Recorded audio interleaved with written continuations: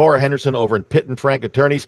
Janet, selling a home, Southern Indiana. She's wondering what's the difference between taxes being collected in Kentucky and taxes being collected in Indiana for a closing. And what's the reason for the differences, Cora?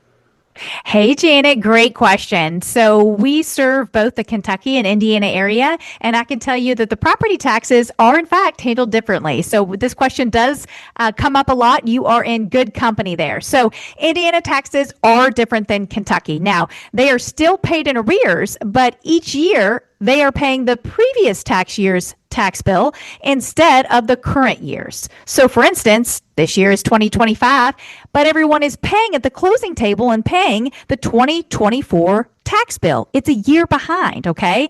Conversely, here in Kentucky, we're current calendar year, but oftentimes for Jefferson County, for instance, the tax bill doesn't come out till November. So while it will reflect the current calendar year of 2025, it comes out in November a little bit later than the start of that calendar year. But Indiana is a full year behind there. Now, what else is unique to Indiana is that the tax bill isn't just one bill. It's split into two parts. So we have the spring portion that's due in May and the fall portion that is due in November.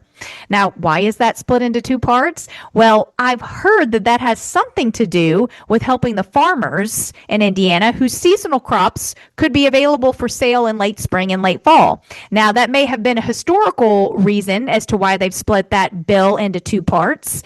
And county officials made tax payments coincide with those harvesting seasons, so it made them easier to pay for those farmers on their taxes.